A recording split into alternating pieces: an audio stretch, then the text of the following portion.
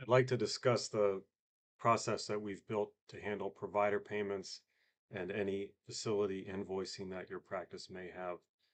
You can see here on this page, the whole process centers around what we call service rates. So in order to build a service rate, you first have to start with the facility that you're providing services at. Each facility is going to have a number of different services depending on the type of facility. Maybe it's a surgery center or a hospital facility. Obviously, hospitals are going to have a wider range of services that your group could be providing. The list of available services that are built in, it can be seen here. Cardiac anesthesia, hospital anesthesia, surgery center anesthesia. Again, a whole variety of services. And if there was a service that your group provided that didn't match with something that we have built, that could always be created for you. After you identify the services that you want to provide, each service is then used to create what we call service rates. Now, some services you're going to be providing at multiple different locations. For example, here we have our test facility and our test group that staffs a couple of different facilities: test facility 1, test facility 2, and test facility 3. And we're going to arrange these services. All three facilities, 1, 2, and 3, we have the group providing what we call surgery center anesthesia, which is just your regular anesthesia during daytime hours. However, the service rates for each of those facilities is going to be unique based on the contract and the contract type that you have established with that facility. So while surgery center anesthesia is the service at each of these facilities, as you can see here, the rate type or the contract type that we have is different for each facility, and thus the description and what we call the service rate is going to be different for each facility. So this page here shows us the different service rates that we've built for a couple of our test facilities. And there's some specific details that you can build out for each service rate. Some of those details are seen here, and we'll see even more in a moment. In order to create a service rate, you can simply click on the plus icon up here, and this is going to get the process started in terms of picking a facility, picking a group that's providing service, the type of service that you're going to provide, and then the contract type that matches the service and the contract that you have established. Whether or not you're invoicing the facility for that service and whether or not you pay yourself a vacation bonus are the remaining settings that you would select to build a new service rate. And again, while ADS does have a couple different very common rate types already built in, if there was something that your practice needed that was specific to how you handle your contracts, we could always help build that for you so it would be available in the platform. Once you have your service rates built, you can add some additional customizations to it. Clicking on the edit icon here off to the right allows you to edit a specific service rate. And looking at the details for this service rate, we have our facility, our group, and the service itself. Obviously, the rate or the contract type, a description of that rate, a description of that service rate. And then again, some of the other details that we've already looked at, whether you're invoicing the facility, if you're going to pay a vacation bonus, and then if you want to round that invoicing either internally in terms of rounding the hours that your providers are working or rounding the hours that you are invoicing the facility, either rounding to the quarter hour or to the 15 minutes. Sorry, to the half hour or to the 15 minutes. In addition, you could set your pay rates based on your different classes of employees. And then finally, any details that are specific to that contract type. For instance, for this contract type where it's hourly plus minimum hours, you have to set the minimum hours and what that hourly invoicing rate is going to be for that minimum. If it's a flat fee for service hours, again, you're going to set what those flat fees are and then what that hourly rate is for any overage. Once you have those details completed, you would click update and then your service rate is built and ready for use.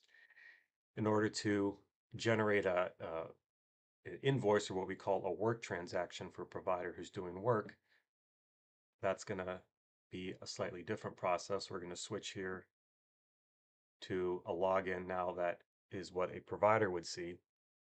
So here we have a test provider working for our test group, and that provider can enter a work transaction in two different ways. First, we're going to look at entering that transaction from what we call the My Room Assignments page.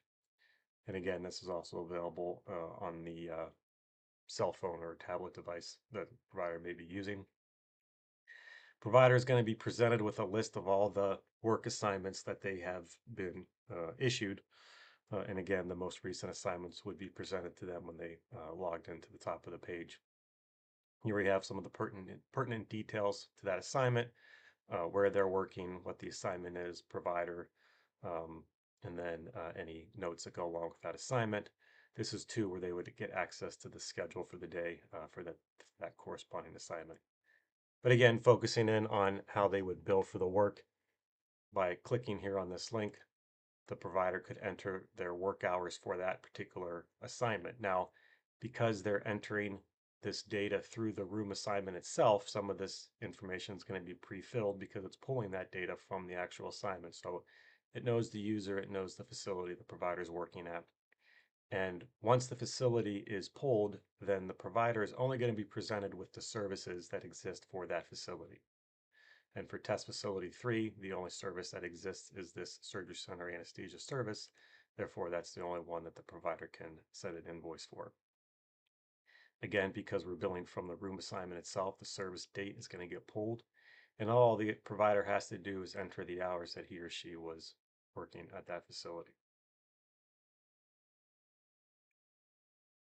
So we're just going to enter 3 hours of time.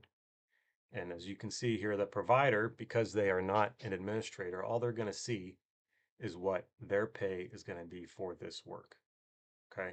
They're not going to see any of the details regarding how much the facility is being invoiced or anything on that side of the business. Again, because the provider is just an entry level user, level access, this is all that they're going to see. And then, of course, they would just click submit, and that would then be submitted. If you are an administrator, we're going to switch now back to the administrator login. Here we have an administrator who also has the ability to enter work transactions for specific providers. And we'll take a look at that in a second. If we go here to this work transactions admin page, this is the page that's going to allow practice administrators to see all the work transactions that are entered by all of their different providers.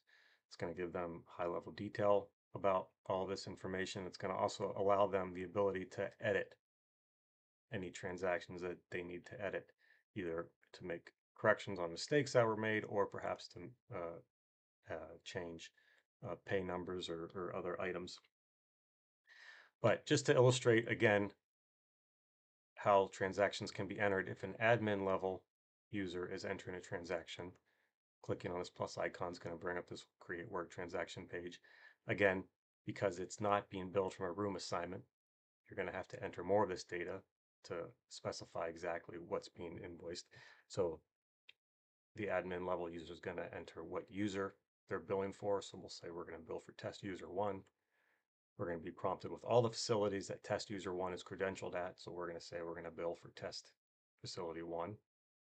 Now we're going to be prompted just with the services available at that test facility. So we have a surgery center anesthesia and a closer service. So we're going to bill for surgery center anesthesia. We're going to select our date. And again, we're going to enter the times that we're working and click calculate. Now, as you can see here, we've got some additional data. While it does show how many hours the user was there and what that user or the provider in this case is getting paid, because we're an admin level user putting in this information, it's also going to present us the facility invoicing information that's going to be generated for this assignment. So we can see here the hours the facility is going to be invoiced, what that charge is, and what the final facility invoice is. And again, this is all based on the contract type that is saved and linked to this specific service rate. We're going to go ahead and submit that. And you can now see here we have that work transaction top of our list, organized here by date and with all the other pertinent information. And again, if need be, I can go back in there, edit this transaction. Perhaps there was an error in terms of time or other issue, recalculate it, and then go ahead and you'll be regenerate the cost for that work transaction.